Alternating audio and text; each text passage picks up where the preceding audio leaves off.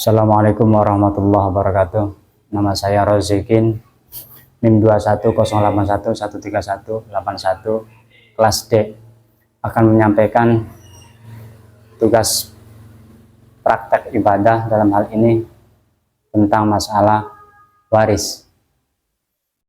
Waris secara bahasa adalah orang yang memberi waris, kemudian harta warisan disebut dengan wirasah atau pemberian.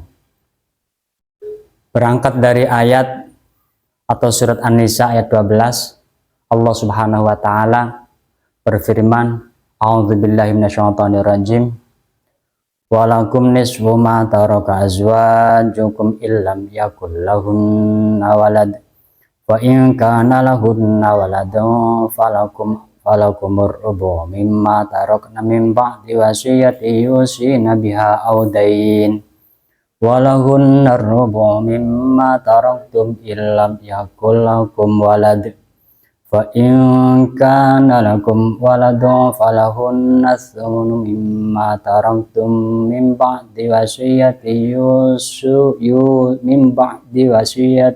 yusuna biha aw dain. Min ba'di wasiyatin tusuna biha aw dain. Fa in kana rajulun yuratu kalalatun aw imra'atun wa lahu akhun aw ukhtun falikulli wahidin minhum as-sudus. Fa in kanu aktsara min dzalik fahum syuraka'a fi thuluth min ba'di wasiyati yusa biha aw dainin ghayra mudar. Wasiyatum minallah wallahu alimun halim. Artinya, dan bagimu para suami seperdua dari harta yang ditinggalkan oleh istri-istrimu jika mereka tidak mempunyai anak. Nah, jika istri-istrimu itu mempunyai anak, maka kamu mendapat seperempat dari harta yang ditinggalkan sesudah dipenuhi wasiat yang mereka buat atau dan sudah dibayar hutangnya. Para istri memperoleh seperempat harta yang kamu tinggalkan jika kamu tidak mempunyai anak. Jika kamu mempunyai anak, maka para istri memperoleh seperdelapan dari harta yang kamu tinggalkan sesudah dipenuhi wasiat yang kamu buat atau sesudah dibayar hutang-hutangmu. Jika seseorang mati, baik laki-laki maupun perempuan, yang tidak meninggalkan ayah dan tidak meninggalkan anak, tetapi mempunyai seorang saudara laki-laki, saudara laki-laki seibu saja, atau saudara laki-laki, saudara perempuan seibu saja, maka bagi masing-masing dari kedua jenis saudara itu 1/6 harta.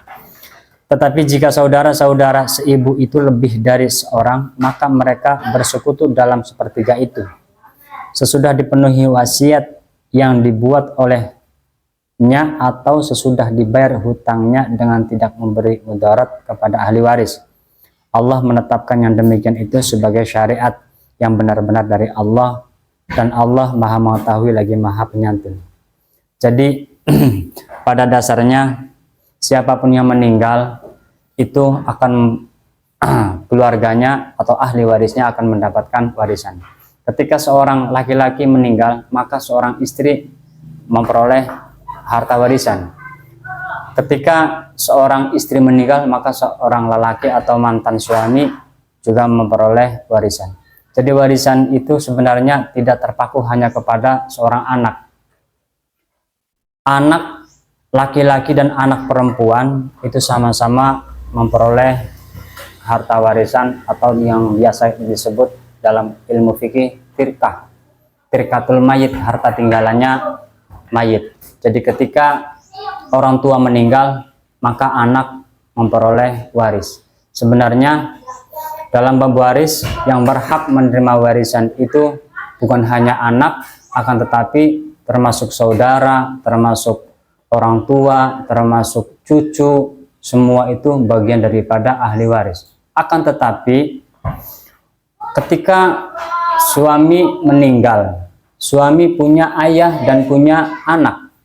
Ayah seorang suami itu berhak untuk mendapatkan harta warisan, akan tetapi mahjub oleh karena punya anak. maka orang tua sang suami itu tidak bisa menerima harta warisan. Begitu juga dengan cucu,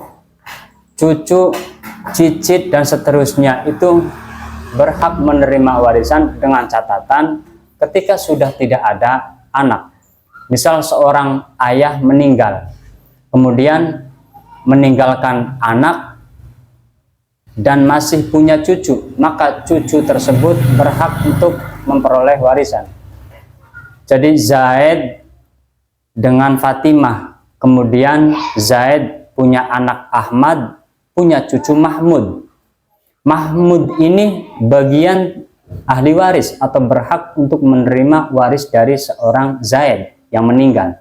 Akan tetapi ketika anaknya Zaid yang disebut dengan Ahmad itu tidak ada, ketika Ahmadnya itu ada, maka Mahmud sebagai cucu ini adalah mahjub, artinya terhalang oleh anak. Begitu juga dengan cicit dan seterusnya, semua itu adalah ahli waris. Hanya saja cucu termahjub oleh anak, kemudian cicit termahjub oleh cucu. Begitu juga ayah, engkong, dan seterusnya. Ayah itu berhak menerima warisan apabila tidak punya anak. Ketika si Zaid itu punya anak, maka ayahnya Zaid itu termahjub oleh anak. Begitu juga dengan engkong. Engkong itu adalah berhak menerima warisan apabila tidak ada ayah dan seterusnya. Nah, soal pembagian dalam Al-Quran disebutkan falidzakari mithlu hadzil unthayain. Bagi seorang laki-laki itu memperoleh 2 bagian, bagi seorang perempuan memperoleh 1 bagian. Ini adalah ketentuan syariat, ketentuan yang sudah ditentukan dalam Al-Quran. Artinya misal ada harta 1 miliar, kemudian meninggalkan 2 anak, yang 1 laki-laki, yang 1 perempuan, maka anak laki-laki memperoleh 2 miliar, anak perempuan memperoleh 1 miliar.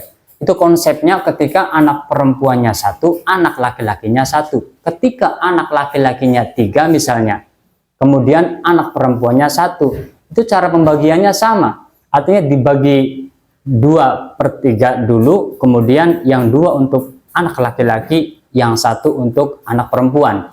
Ketika anak laki-lakinya itu ada 5, ya dari jumlah 2 miliar tersebut dibagi 5 anak laki-laki, yang 1 miliar tetap diberikan kepada anak perempuan. Artinya tidak selamanya anak perempuan itu akan memperoleh harta warisan yang jumlahnya sedikit. Bisa juga anak perempuan itu memperoleh harta warisan lebih banyak jumlahnya daripada anak laki-laki ketika anak laki-lakinya itu banyak. Nah, yang jadi persoalan ketika anak perempuannya banyak, kemudian anak laki-lakinya sedikit. Misal punya anak 6, yang 1 laki-laki, nah yang 5 perempuan. Nah, tetap cara pembagian 2/3 atau 1/3, yang 1 diberikan kepada anak-anak perempuan, yang 2 diberikan kepada anak laki-laki. Dan ketentuan ini adalah sudah ditentukan dalam Al-Quran yang tadi saya sebutkan, falidzakari mithlu hadzil unthayain. Bagi seorang laki-laki memperoleh 2 bagian, bagi seorang perempuan memperoleh 1 bagian. Mungkin secara singkat itu saja terkait masalah harta warisan. Dan harta warisan bisa diberikan atau bisa dibagikan apabila sudah memenuhi wasiat, apabila sudah memenuhi tanggungan-tanggungan si mayit.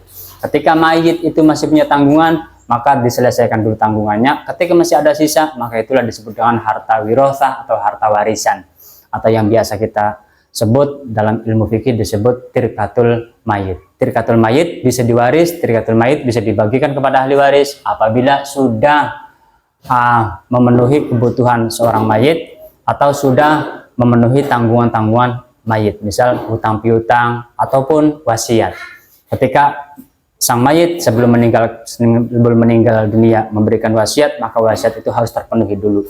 Ketika wasiat sudah terpenuhi, hutang piutang sudah terpenuhi, maka sisanya boleh diwaris atau boleh dibagikan kepada ahli waris. Itu saja dari saya, kurang dan lebihnya mohon maaf. Assalamualaikum warahmatullahi wabarakatuh.